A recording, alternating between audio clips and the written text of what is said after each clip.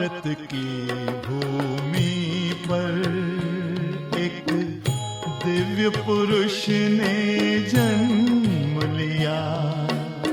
भारत की भूमि पर एक दिव्य पुरुष ने जन्म लिया। नवयुग का निर्माण कराने, नवयुग का निर्माण कराने शिव ने जिनमें स्थान लिया। भारत की भूमि पर एक दिव्य पुरुष ने जन्म लिया। भारत की भूमि पर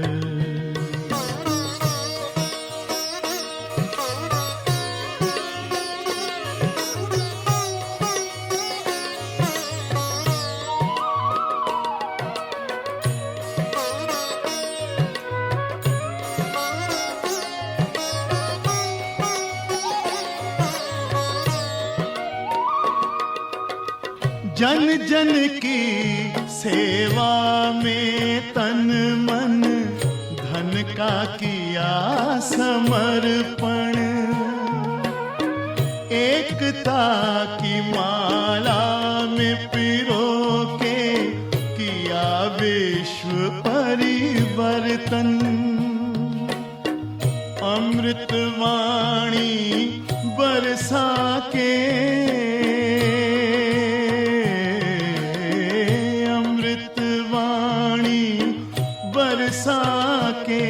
सबका जीवन सुखदाई किया। भारत की भूमि पर एक दिव्य पुरुष ने जन्म लिया। भारत की भूमि पर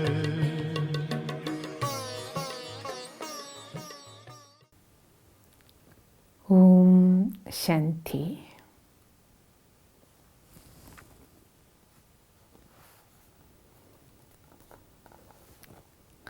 നമുക്ക് പരമാത്മാവിൻ്റെ ദിവ്യാവതരണം, അതിനെക്കുറിച്ച് എങ്ങനെയാണ് ഭഗവാൻ ബ്രഹ്മബാബയിൽ പ്രവേശിച്ചത്, അതിന് സാക്ഷ്യം വഹിച്ച ബ്രജീന്ദ്രദാദിയിലൂടെ പരമാത്മാവിൻ്റെ ദിവ്യാവതരണത്തെയും ബാബ സെലക്ട് ചെയ്ത രഥം ദാദാ ലേഖരാജ്, ആ സമയത്ത് ദാദയ്ക്കുണ്ടായ അനുഭവത്തെക്കുറിച്ചുമാണ് നമ്മൾ ഇന്നലെ ലാസ്റ്റ് കേട്ട പോയിന്റ് അല്ലേ. ഇനി ശിവ പരമാത്മാവ് ബ്രഹ്മാവിൽ പ്രവേശിച്ചതിന് ശേഷം അവിടെ ഇരുന്നുകൊണ്ട്, ആ രഥത്തിലിരുന്നുകൊണ്ട് സത്യജ്ഞാനം നൽകാൻ തുടങ്ങി. ഇനി നമ്മളതിനെക്കുറിച്ചാണ് കേൾക്കുന്നത്. സത്യമായ ഗീത വീണ്ടും ജനിക്കുന്നു. ഈശ്വര സംഗീതം വീണ്ടും കേൾക്കുന്നു. ഈശ്വരൻ്റെ മുരളീനാഥം. സാക്ഷാത്കാരങ്ങളുടെ വേലിയേറ്റം വീണ്ടും തുടർന്നു. ദാദയ്ക്ക് അനേക സാക്ഷാത്കാരങ്ങൾ കിട്ടാൻ തുടങ്ങി. ഉന്നതനായ ഭഗവാൻ ആരാണ്? പരമാത്മാ അദൃശ്യനായി തൻ്റെ ഉള്ളിൻ്റെ ഉള്ളിലിരുന്ന് ദാദയ്ക്ക് ഫീൽ ചെയ്യാൻ തുടങ്ങി. എൻ്റെ ഉള്ളിൽ പരമാത്മാൻ്റെ ശരീരത്തിലേക്ക് പ്രവേശിച്ചിട്ടുണ്ട്. ഭഗവാൻ വന്ന് അകത്തിരുന്നുകൊണ്ട്, അല്ല അകത്തിരിക്കുക അർത്ഥം പരമാത്മാ എവിടെ ഇരിക്കണേ? അല്ല, ദാദയുടെ ശരീരത്തിൽ ആത്മാവ് അവിടെ ഉണ്ട്. തൊട്ടടുത്ത പരമാത്മാ ആ ഭ്രൂമധ്യത്തിലിരുന്നു കൊണ്ട് ഈശ്വരീയ ജ്ഞാനം, ഗീതാജ്ഞാനം, ആ മധുരമായ ജ്ഞാന സംഗീതം രഹസ്യമായി തന്നെ കേൾപ്പിച്ചുകൊണ്ടിരിക്കുന്നു. എന്നോട് ഭഗവാൻ സംസാരിച്ചു കൊണ്ടിരിക്കുകയാണ്. ഈ അനുഭവം ദാദയ്ക്കുണ്ടായി. ഈശ്വര പ്രേരിതമായ ജ്ഞാനം, ഭഗവാൻ പറയുന്ന ഓരോ കാര്യങ്ങളും ഉള്ളിൽ നിറയാൻ തുടങ്ങി. അന്ധകരണം ശുദ്ധമായി. ആത്മസാക്ഷാത്കാരത്തിൻ്റെ ആനന്ദം ദാദയുടെ ഉള്ളിൽ നിറഞ്ഞു. ബുദ്ധി അതിവേഗം പ്രവർത്തിക്കാൻ തുടങ്ങി. അതുവരെ ഒരു ആകെ കുഴിഞ്ഞു മറിഞ്ഞ അവസ്ഥയായിരുന്നല്ലോ, ഞാൻ എന്താ ചെയ്യേണ്ടതെന്നുള്ളത്. ഭഗവാന്റെ ഗീതയിൽ കേട്ട മഹാവാക്യങ്ങളുടെ പൊരുൾ, കാരണം പണ്ട് ദാദാ സ്ഥിരം ഗീത വായിച്ചിരുന്ന ആളാണ്. അപ്പോൾ ആ ഗീതയിൽ വായിച്ച വാക്യങ്ങളുടെയൊക്കെ അർത്ഥം എന്താണ്, പ്രാക്ടിക്കൽ അർത്ഥം എന്താണ്, അതിൻ്റെ ഗഹനമായ അർത്ഥം ബുദ്ധി സൂക്ഷ്മതയോടെ അതിൻ്റെ സത്ത് ഗ്രഹിക്കാൻ തുടങ്ങി. അദ്ദേഹത്തിൻ്റെ ചോദ്യങ്ങൾക്കെല്ലാം ദിവ്യജ്ഞാനത്തിലൂടെ ഉത്തരം കിട്ടി. എല്ലാ ചോദ്യങ്ങൾക്കും അദ്ദേഹത്തിന് തികച്ചും മനസ്സിലായി, ദാദയ്ക്ക് മനസ്സിലായി, ഗീതയാണ് ഒരേ ഒരു ധർമ്മശാസ്ത്രം. പരമാത്മാവ് നൽകുന്നത് ഗീതാജ്ഞാനമാണ്. അതിൽ കൂടി മാത്രമാണ് ഭഗവാൻ തൻ്റെ മഹത്തായ പാഠങ്ങൾ നമ്മെ പഠിപ്പിക്കുന്നത്. ഇപ്പോൾ നാം വായിക്കുന്ന ഗീത, ഭഗവത്ഗീത എന്ന് വിളിക്കുന്ന ഗീതാ പുസ്തകം 5000 വർഷങ്ങൾക്ക് മുൻപ് കഴിഞ്ഞ കൽപ്പത്തിൽ ഭഗവാൻ ഉച്ചരിച്ച മഹാവാക്യങ്ങൾ അതിൻ്റെ സ്വതവേയുള്ള അർത്ഥം മാറ്റിമറിച്ച് വീര്യം കുറച്ച രീതിയിലാണെന്ന് ദാദയ്ക്ക് ബോധ്യപ്പെട്ടു. കാരണം ഇപ്പോൾ ഡയറക്റ്റ് സത്യഗീതാജ്ഞാനം കേൾക്കാൻ തുടങ്ങിയപ്പോൾ ഗീത വായിച്ചിട്ടുമുണ്ട് ബാബ. അപ്പോൾ എഴുതപ്പെട്ട ഗീത യഥാർത്ഥത്തിൽ പരമാത്മ നൽകിയ ഗീതാജ്ഞാനത്തിൻ്റെ വീര്യം കുറച്ചാണ് തയ്യാറാക്കിയിരിക്കുന്നതെന്ന് ബോധ്യമായി. കാരണം പരമാത്മ ഗീതാജ്ഞാനം നൽകി 2500 വർഷങ്ങൾക്ക് ശേഷമാണ് പിന്നീടത് എഴുതിയത്. ഗീത കേട്ട് ദേവതകളായ ആത്മാക്കൾ അവരുടെ ദൈവീകമായ സ്ഥിതിയിൽ നിന്ന് 2500 വർഷം കൊണ്ട് താഴെ വന്നു. ആ താഴെ വന്നതിന് ശേഷമാണ് ഗീത പുസ്തകം എഴുതിയത്. ഇപ്പോൾ ശിവപരമാത്മാവ് നൽകിക്കൊണ്ടിരിക്കുന്ന ഗീതാജ്ഞാനം പ്രായോഗികമായ രീതിയിൽ മനസ്സിലാക്കിക്കൊണ്ടിരുന്ന ദാദയ്ക്ക് എഴുതി വച്ചിരുന്ന ഗീത വായിക്കാനുള്ള തൻ്റെ പഴയ താല്പര്യം കുറഞ്ഞു.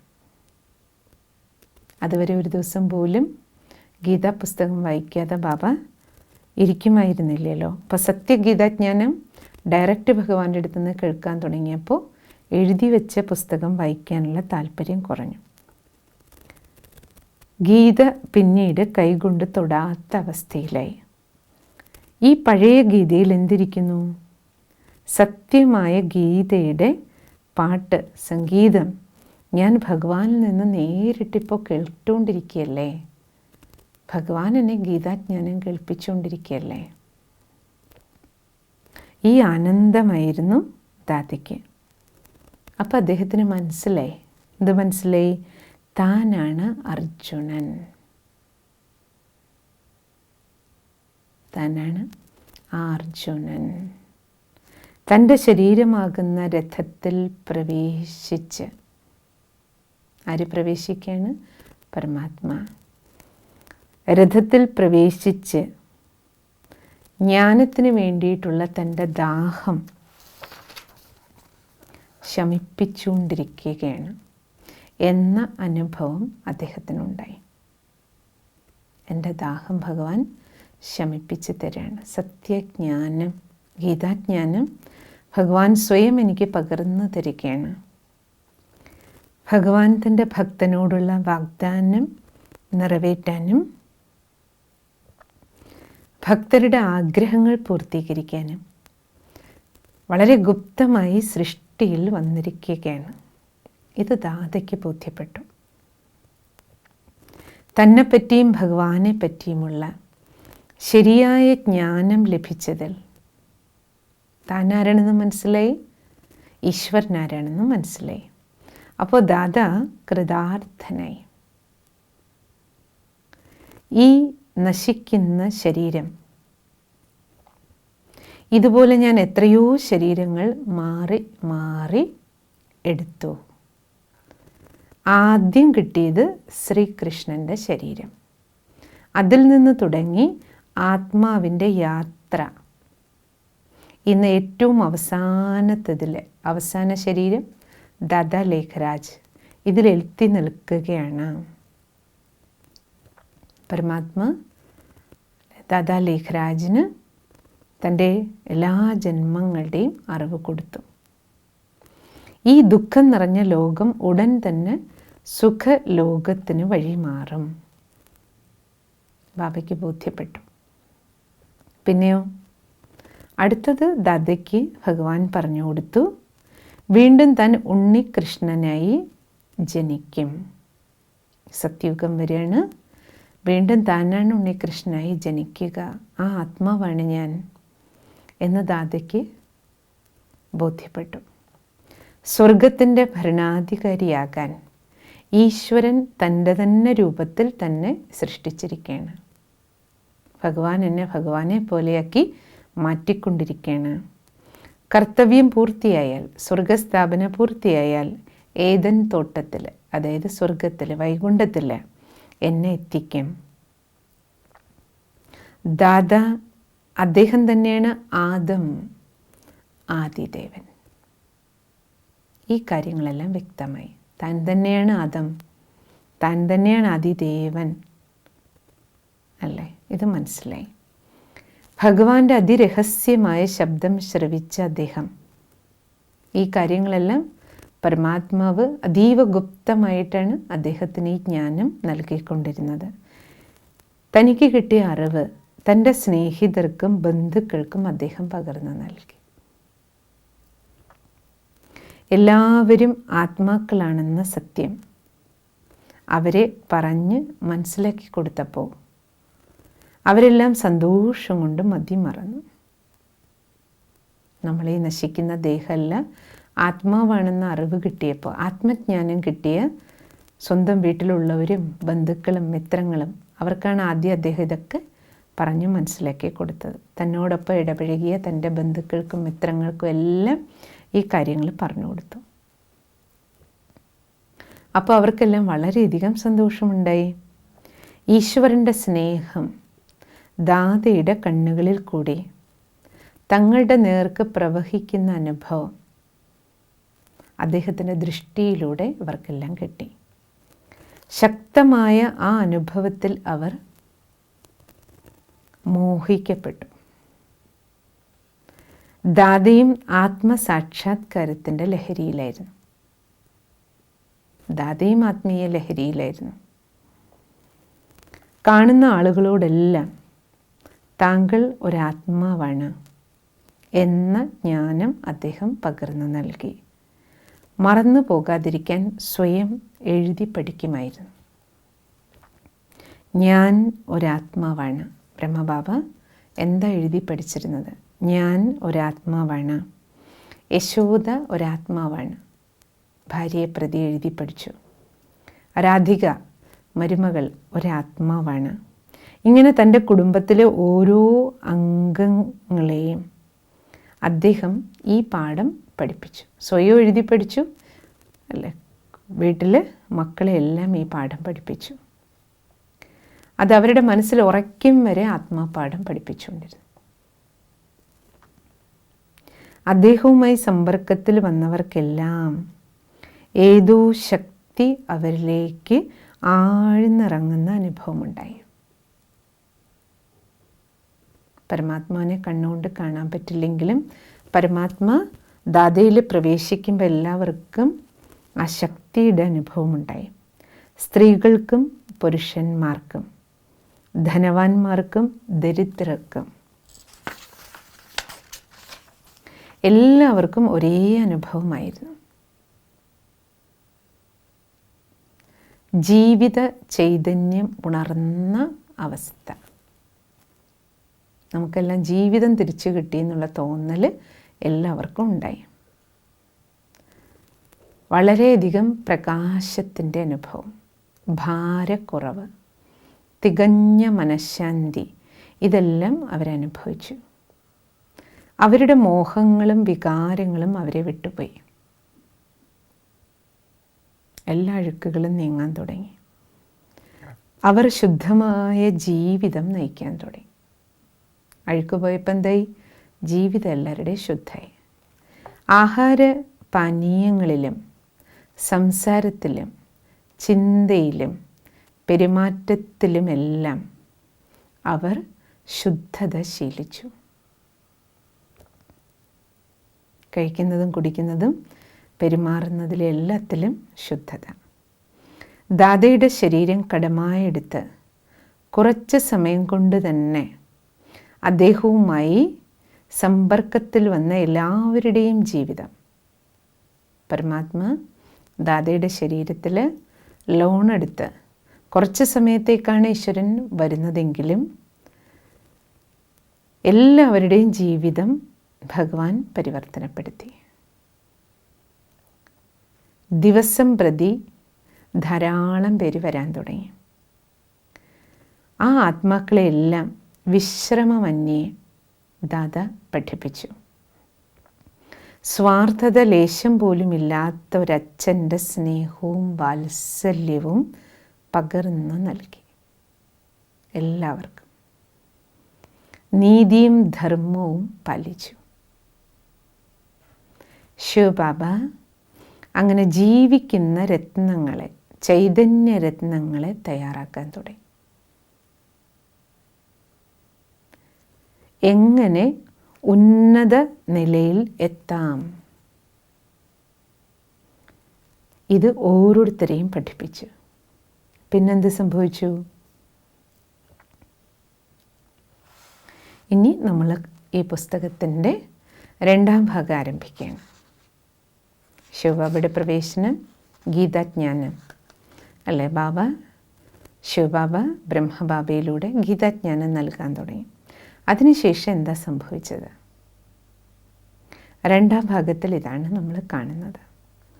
പരമമായ വ്യക്തിത്വത്തെ നമ്മൾ പരിചയപ്പെടാൻ പോവുകയാണ്. ഈ 2ാം ഭാഗത്തിൻ്റെ തുടക്കത്തിൽ തന്നെ ഈ പുസ്തകം പഠിക്കുന്നവർക്കെല്ലാമുള്ള നിർദ്ദേശങ്ങൾ ഭായ്സാബ് ജഗദീഷ് ഭായ് നൽകാണ് ആദ്യമേ.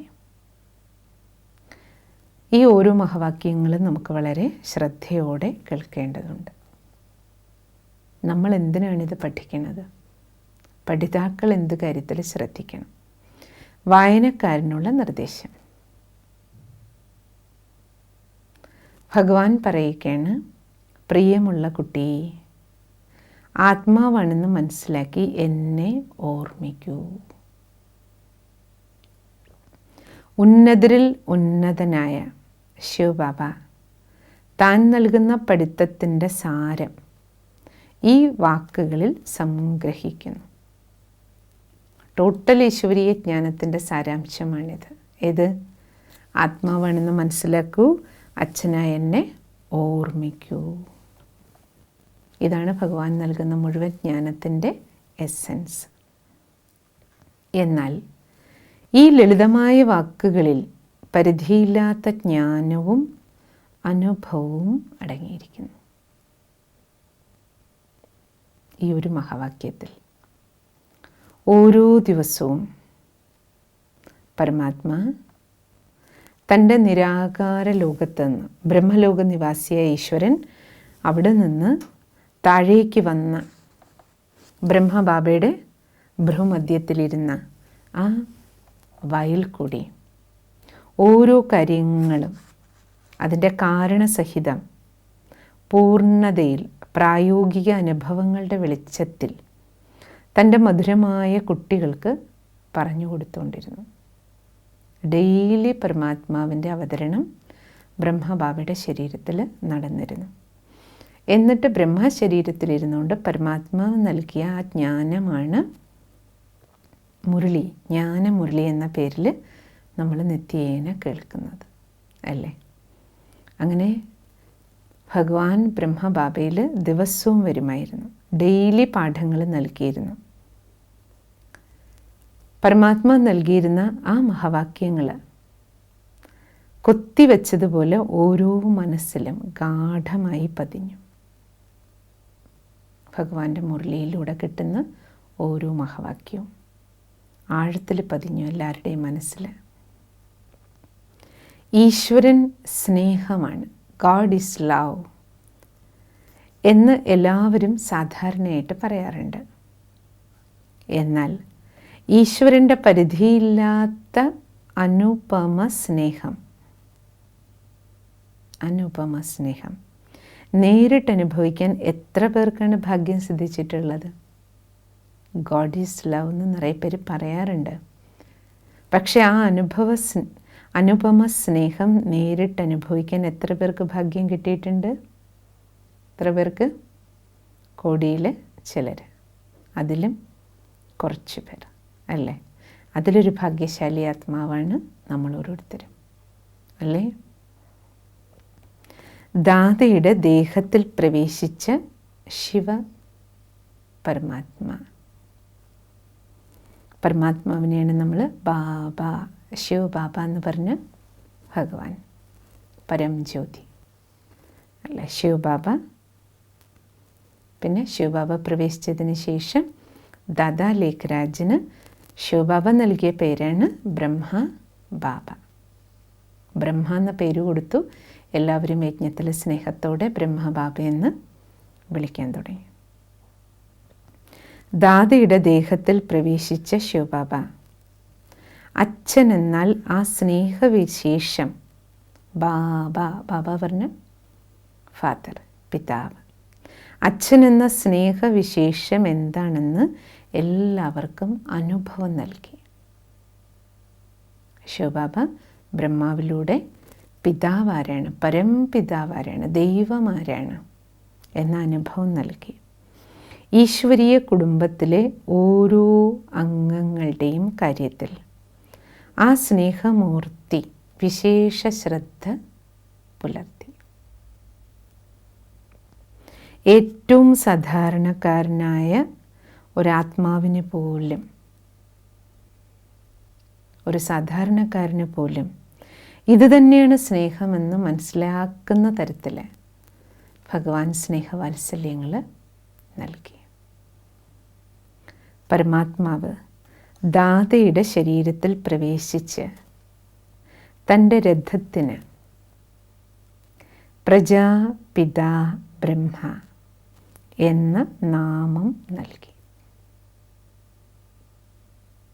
ഭഗവാൻ തൻ്റെ രഥത്തിന് നൽകിയ നാമമാണ് പ്രജാപിത ബ്രഹ്മ. പരമാത്മാവ് ബ്രഹ്മാവിൻ്റെ വായിൽ കൂടി നൽകിയ ജ്ഞാനം ശ്രവിച്ച കുട്ടികൾ ഏത് പേരിൽ അറിയപ്പെട്ടു? ബ്രഹ്മാ മുഖവംശാവലി ബ്രാഹ്മണർ. മുഖവംശാവലി ബ്രാഹ്മണർ. അങ്ങനെ പ്രായഭേദമന്യേ വയസ്സായവരായാലും ചെറിയ കുട്ടികളായാലും ഭഗവാനെ അംഗീകരിച്ച് അവർ ഭഗവാന്റെ മധുരമായ കുട്ടികളായി മാറി. ബാബ എല്ലാവരെയും എന്താ വിളിക്കണേ? മധുരമായ കുട്ടികളെ. എത്ര പ്രായമുള്ളവരെയാണെങ്കിലും ഭഗവാൻ വിളിക്കുന്നത് മധുരമായ കുട്ടികളെ എന്നാണ്. കാരണം പരമാത്മാവിന് നമ്മളെല്ലാം ആത്മാക്കളാണല്ലോ. അവർ ബ്രഹ്മകുമാരിമാരായി മാറി. ബ്രഹ്മാവിൻ്റെ പവിത്രമായ ആൺമക്കളും പെൺമക്കളും, പവിത്രമായ ആൺകുട്ടികളും പെൺകുട്ടികളും, ബ്രഹ്മകുമാരന്മാർ, ബ്രഹ്മകുമാരിമാരെന്ന് അവരെയാണ് വിളിക്കുന്നത്. ആരാണോ തങ്ങൾ പരമാത്മാവിൻ്റെ മക്കളാണെന്ന ബോധ്യത്തിൽ പവിത്രമായി ജീവിക്കുന്നത്, അവരുടെ പേരാണ് ബ്രഹ്മകുമാരൻ, ബ്രഹ്മകുമാരി. കാന്തത്തിനാൽ ആകർഷിക്കപ്പെട്ട സൂചികളെ പോലെ അവർ അദ്ദേഹത്തിന് ചുറ്റും കൂടി. അങ്ങനെ ആത്മസ്നേഹത്തിൽ കൂടി, പവിത്രതയിൽ കൂടി, ആത്മീയ സ്നേഹം, പവിത്രമായ ജീവിതം, ത്യാഗത്തിൽ കൂടി ഒരു സ്ഥാപനം വളരാൻ തുടങ്ങി. മഹത്തായ ഒരു യജ്ഞം ആരംഭിച്ചു. കൂടുതൽ കൂടുതൽ ആത്മാക്കൾ ഈ കാര്യങ്ങൾ അറിയാനും മനസ്സിലാക്കാനും തുടങ്ങിയതോടെ യജ്ഞവും വളർന്നു. ആർദ്രങ്ങളായ ആ ഹൃദയങ്ങളിൽ അവിടുത്തെ ഓരോ കാര്യവും പതിഞ്ഞു. ലോകം പരിവർത്തന വിധേയമായിക്കൊണ്ടിരിക്കുകയാണെന്ന് അവർക്ക് ബോധ്യമായി. ആർക്ക്? യജ്ഞത്തിൽ വന്നവർക്ക്, പരമാത്മാവിൽ നിന്ന് ജ്ഞാനം കേട്ട കുട്ടികൾക്ക്. പ്രജാപിത ബ്രഹ്മാവിലൂടെ ജ്വലിപ്പിച്ച, ആദ്യം ജ്വലിച്ച നാളം ദീപം ഏതാണ്? ബ്രഹ്മബാബയാണ്. പരമാത്മാ ആദ്യം ജ്ഞാനം നൽകിയത് ബ്രഹ്മബാബയ്ക്കാണ്. പ്രജാപിത ബ്രഹ്മാവിലൂടെ ജ്വലിപ്പിച്ച ആ യജ്ഞാഗ്നിയിൽ പെട്ടെന്ന് 400 ശലഭങ്ങൾ സ്വയം സമർപ്പിക്കപ്പെട്ടു. ബ്രഹ്മബാബയുടെ പിന്നാലെ 400 ശലഭങ്ങൾ, 400 ശലഭാർത്ഥം 400 ആത്മാക്കൾ ഭഗവാന്റെ ഈ മഹായജ്ഞത്തിൽ സമർപ്പിക്കപ്പെട്ടു. ഇന്ന് ലക്ഷക്കണക്കിന് ബ്രാഹ്മണർ ബാബയുടെ ഓർമ്മയിൽ അവരുടെ തന്നെ സ്വഭാവത്തെയും അവരവരുടെ സംസ്കാരങ്ങളെയും പരിവർത്തനപ്പെടുത്തിക്കൊണ്ടിരിക്കണം.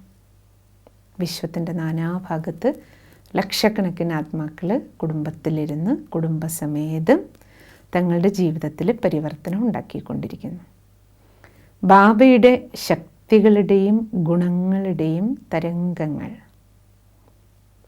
ബാബയുടെ ഗുണങ്ങളുടെയും ശക്തികളുടെയും തരംഗങ്ങൾ ഈ ലോകം മുഴുവൻ വ്യാപിപ്പിച്ച് പ്രകൃതിയെ തന്നെ സ്വാധീനം ചെയ്ത് ബാബയുടെ ഗുണങ്ങളും ശക്തികളും തങ്ങളുടെ ജീവിതത്തിലൂടെ മുഴുവൻ ലോകത്തിലും പരത്തി പ്രകൃതിയെ തന്നെ സ്വാധീനം ചെയ്ത് ഈ ലോകത്തെ അതിൻ്റെ കലിയുഗ അവസ്ഥയിൽ നിന്ന് സുവർണയുഗത്തിലേക്ക് പരിവർത്തനം ചെയ്തുകൊണ്ടിരിക്കുന്നു. ആര്? ലക്ഷക്കണക്കിന് ബ്രഹ്മകുമാരന്മാർ, ബ്രഹ്മകുമാരിമാർ. അങ്ങനെ സൂര്യവംശത്തിൻ്റെ സ്ഥാപന നടക്കുകയാണ്. സൂര്യവംശത്തിലേക്കുള്ള ആത്മാക്കളല്ലേ നമ്മൾ? അതുകൊണ്ടല്ലേ നമ്മൾ ബാബയുടെ അടുത്ത് എത്തിയത്? ഈശ്വരീയ മാർഗത്തിൽ അല്ലെ, പരമാത്മ ശ്രീമത്തനുസരിച്ച് മുന്നോട്ട് പോയിക്കൊണ്ടിരിക്കുന്നത്.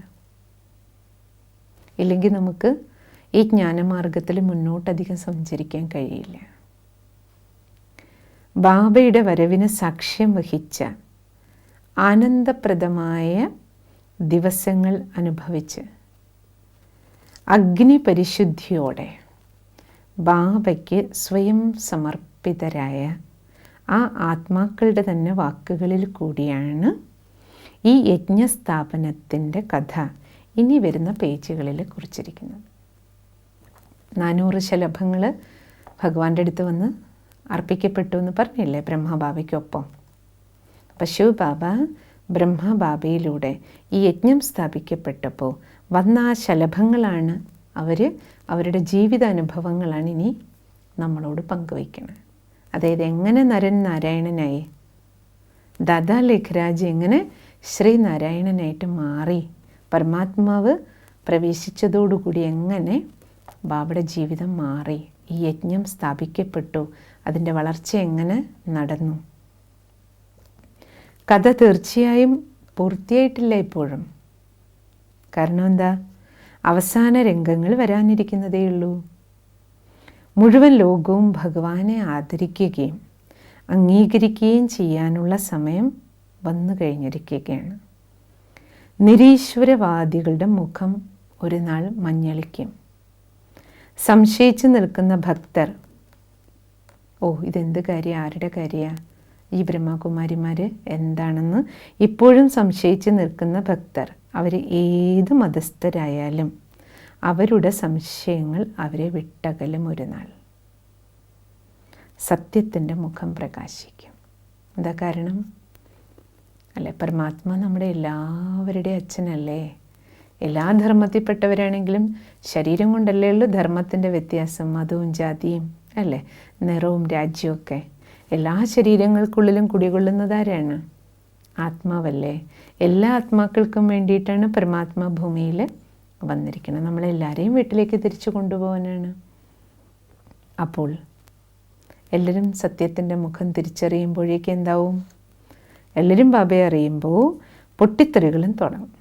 ലോകത്തിലെ മാറ്റങ്ങൾ ആരംഭിക്കും. 3ാം ലോക മഹായുദ്ധം അതായത് അന്തിമ യുദ്ധം, മഹത്തായ മഹാഭാരത യുദ്ധം എന്നതിനെയാണ് പറയുക. അതാരംഭിക്കും. ന്യൂക്ലിയർ ആയുധങ്ങൾ പ്രയോഗിക്കപ്പെടും. മൂന്നാം ലോക മഹായുദ്ധത്തിൽ, അവസാന യുദ്ധത്തിൽ ഈ ലോകത്ത് നിന്ന് എല്ലാ ആത്മാക്കളും ശരീരങ്ങളിൽ നിന്ന് മോചിതരാകും. എല്ലാവരും ഇവിടുന്ന് വീട്ടിപ്പോവും.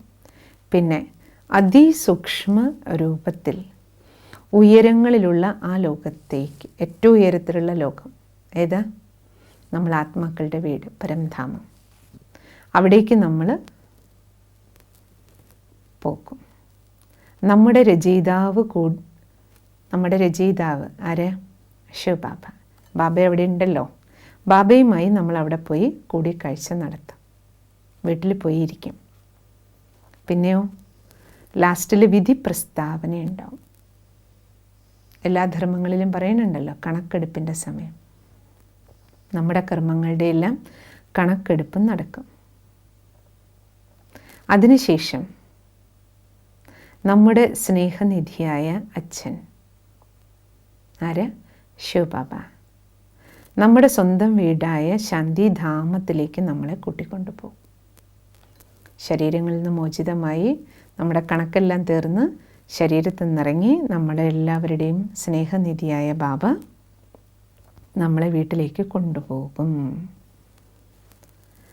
സമയം ഉള്ളപ്പോൾ ബാബ പറയണേ, ഇപ്പോൾ സമയം കയ്യിലുണ്ട് നിങ്ങൾക്കെല്ലാം, ഇപ്പോൾ ശ്രദ്ധ വെച്ചോളൂ.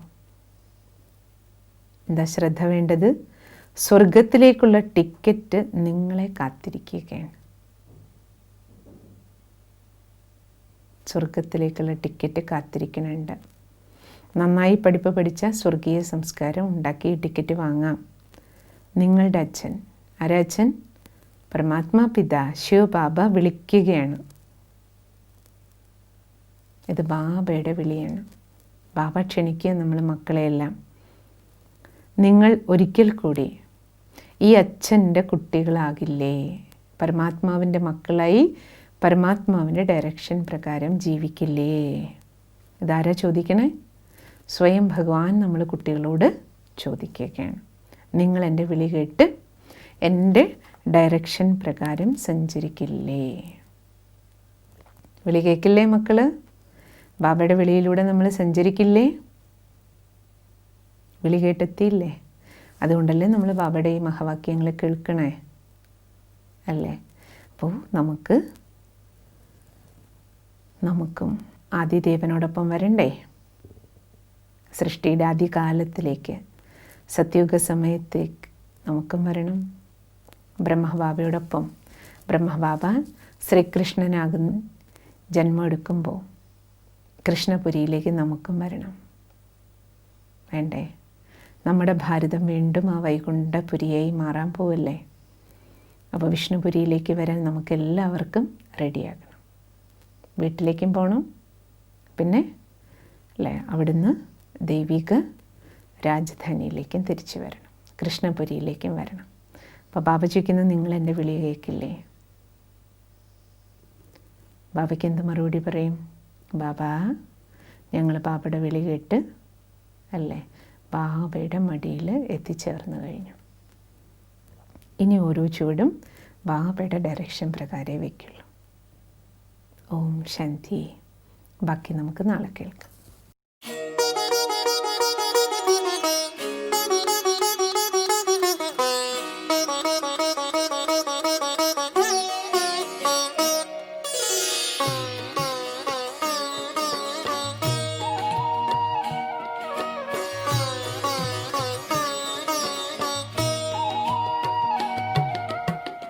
भारत की भूमि पर एक दिव्य पुरुष ने जन्म लिया। भारत की भूमि पर एक दिव्य पुरुष ने जन्म लिया। नवयुग का निर्माण कराने,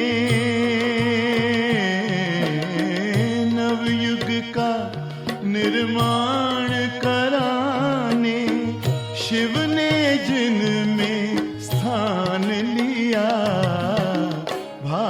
भारत की भूमि पर एक दिव्य पुरुष ने जन्म लिया, भारत की भूमि पर।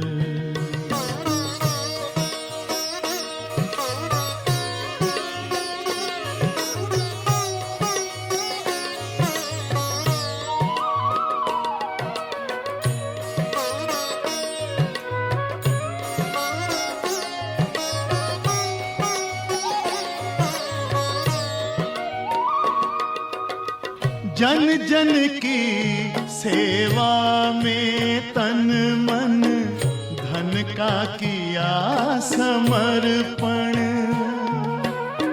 एकता की माला में पिरो के किया विश्व परिवर्तन। अमृत वाणी बरसा के,